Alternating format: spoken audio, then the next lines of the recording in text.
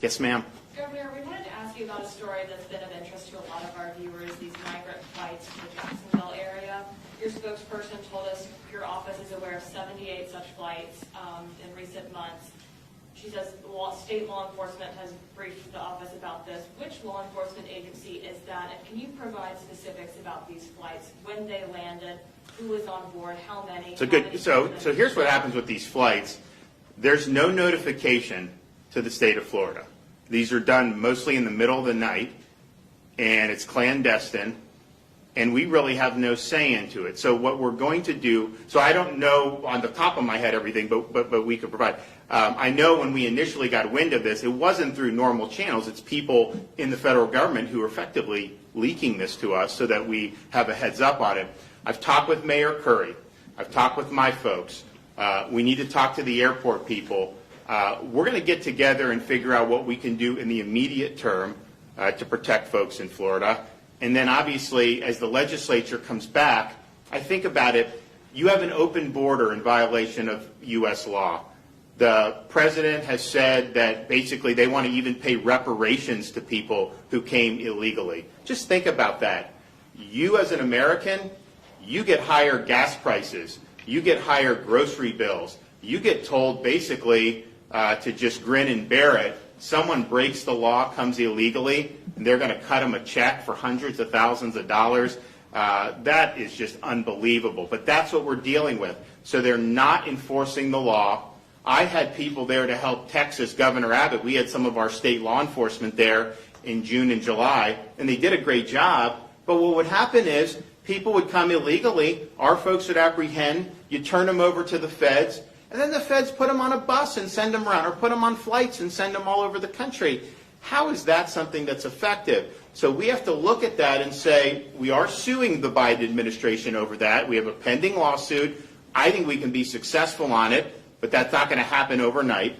Then we have to look at, okay, if these contractors are being contracted by the federal government and they're imposing problems on us. We had somebody that was murdered by somebody that was brought in by Biden.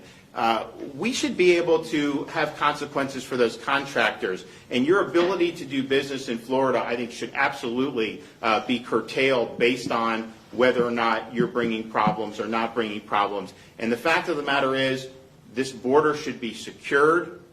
We know what to do because it was working prior to Biden taking office. So they should do that. But we are going to work with the folks here in Jacksonville. And the problem is, the federal government has basically the runway when it comes to air traffic in this country. So I don't control the airspace. City of Jacksonville doesn't control the airspace. The feds control the airspace.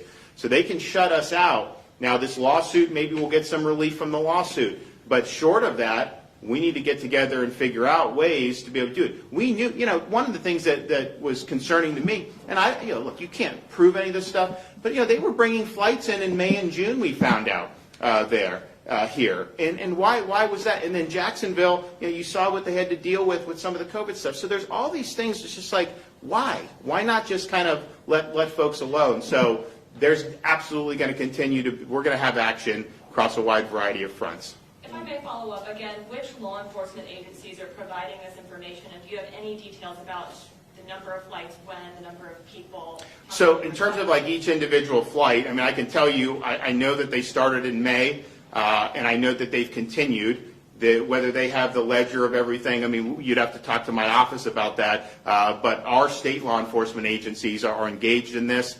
And again, this is not something that we're given ahead of time. This is something that we find out after the fact. And I talked with the folks at the Jacksonville Aviation Authority. Feds come in, they do it, they got a bus. My view would be, why don't we, if they're going to come here, we'll provide buses and provide them. I will send them to Delaware and do that. I mean, if he's not going to support the border being secured, then he should be able to have everyone there. So we will do whatever we can in that regard, and we are absolutely going to do everything we can.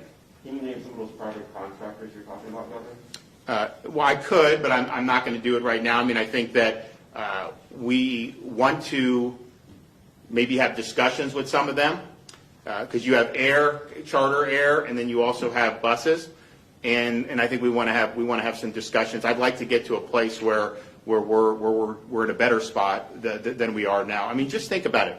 If they're not going to do anything to change this, maybe we'll win in court, maybe we'll have something that pushes back. But even then, you saw what happened with the OSHA decision. It was stayed by the Fifth Circuit Court of Appeals, meaning not in effect. And what did the Biden administration say to businesses? Ignore the court and follow our rule anyways.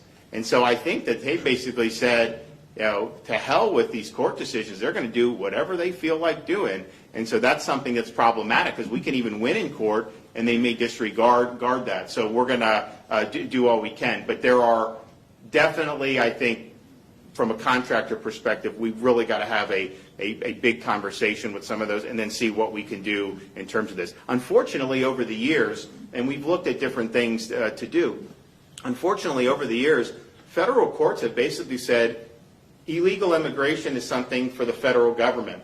They have the jurisdiction. So when states want to go in and protect themselves, they have not looked kindly on some of those things. And I'm not sure that's the right decision, but clearly, if it's the federal government's responsibility, but then the federal government defaults on that responsibility, then the states still have their hands tied. I don't think both can be true. If it's a federal responsibility, then they have a responsibility to discharge the duties and enforce the law. If they're not doing that, then clearly, I think a state should be able to come in and provide protections. And so that's what we're going to be looking to do.